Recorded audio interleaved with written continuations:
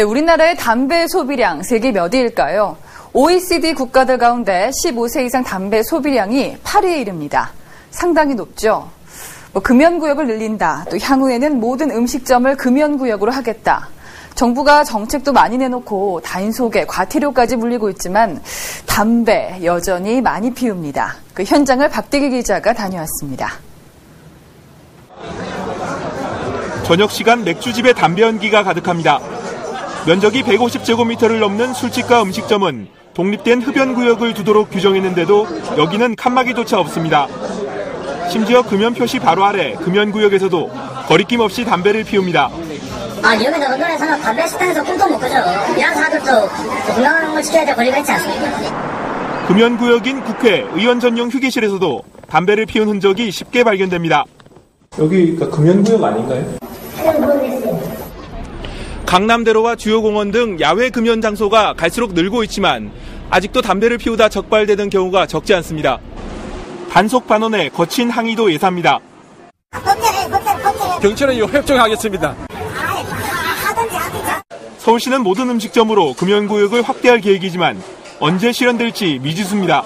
손님이 담배를 피운다고 해서 음식점에서 내줄 수는 없는 것이기 때문에 흡연에 관대한 문화 속에서 금연 정책은 여전히 어려움을 겪고 있습니다. 정책 따로, 현실 따로라면 문제일 텐데요. 현재 당국의 금연 정책은 어디까지 와 있는지 디지털 스튜디오에서 김민철 기자가 전해드립니다. 서울에서 유동인구가 가장 많다는 강남대로입니다. 대로 양쪽 인도와 버스 중앙차로 쪽 정류소가 모두 금연구역입니다. 또 대부분의 공원을 비롯해서 서울시에만 1,900여 곳이 금연구역으로 지정돼 있어서 이곳에서 담배를 피우면 과태료 10만 원을 내야 합니다. 또 여기에다 정부가 올해 말부터는 150제곱미터 이상의 식당, 또 몇 년 안에 전국의 모든 식당을 금연구역으로 하는 방안을 추진 중입니다. 하지만 영세 식당이나 흡연자들 가운데 반대도 많아서 쉽지 않아 보입니다. 이게 다 흡연을 억제하고 간접 흡연의 피해를 줄이기 위한 조치들인데요. 최근에 나온 간접 흡연 피해의 심각성에 관한 연구 결과를 이충원 의학 전문 기자가 전해드립니다. 아빠가 베란다에 나가 담배를 피웁니다. 직접 담배 연기를 마시진 않지만 실내에 있는 딸도 간접 흡연을 하게 됩니다. 아빠 옷에 묻어있는 담배 독성 물질이 딸에게도 전달되기 때문입니다. 담배 냄새가 맵고 역겨워서 너무 싫어요. 간접 흡연이 어린이 뇌기능을 떨어뜨린다는 연구 결과도 나왔습니다.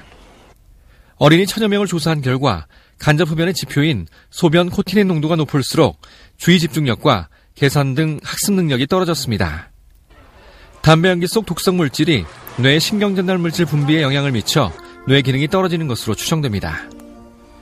도파민계의 분비에 영향을 미쳐가지고 주의력이 떨어지고 충동성이 늘어나고 학습 능력에 장애가 있을 걸로. 간접 흡연의 폐해는 성인에게도 치명적입니다. 간접 흡연은 폐암 발생 위험을 24% 올리고 폐 질환으로 인한 사망률도 50%가량 높입니다. 또 심장병 위험도 30%가량 높입니다. 때문에 선진국들은 앞다퉈 실내 공간의 전면 금연을 추진하는 등 간접 흡연의 피해를 최소화시키기 위해 노력하고 있습니다.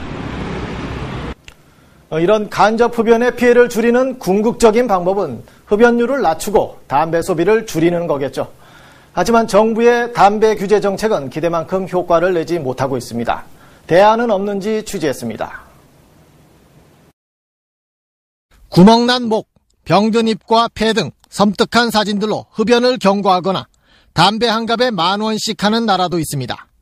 각국의 강력한 흡연 억제책의 배경에는 세계보건기구의 담배 규제 기본 협약이 있습니다. 우리나라도 이 협약에 이행 의무가 있는 비준국이자 올 가을엔 당사국 총회까지 개최해야 합니다. 오는 2020년까지 성인 남성의 흡연율을 29%까지 낮춘다는 목표로 다양한 금연 정책을 추진하고 있습니다. 그러나 현재 흡연율은 OECD 회원국 중 최고 수준인 48%선, 최근엔 오히려 소폭 올랐습니다. 흡연율이 크게 하락한 시기는 담뱃값을 올린 때였습니다. 최근 연구 결과 4,500원까지 올려야 흡연율 29%를 달성할 수 있습니다. 접근성 자체를 강력하게 제한하는 방법으로 가격 정책이 반드시 같이 사용이 되어야 감소 목표를 달성할 수가 있습니다. 현재는 담뱃값 인상은커녕 경고사진 삽입조차 6년째 국회를 통과하지 못하고 있습니다. 담뱃값을 올리면 당장은 서민에게 부담이어도 장기적으로는 사회적 불평등을 줄인다는 연구 결과도 있지만 담뱃값은 몇 년째 제자리입니다. 서민 부담을 감안해 적극적인 금연 정책에 주저하는 사이 정작 서민들의 건강을 해쳐 국가적 책임을 놓치는 것은 아닌지 정부는 살펴볼 때입니다. KBS 뉴스 김민철입니다. 당초 오늘로 예정됐던 이집트의 새 대통령 당선자 발표가 무기한 연기됐습니다. 군부가 선거에 대해 무효 선언을 하거나 선거 결과를 조작할 수 있다는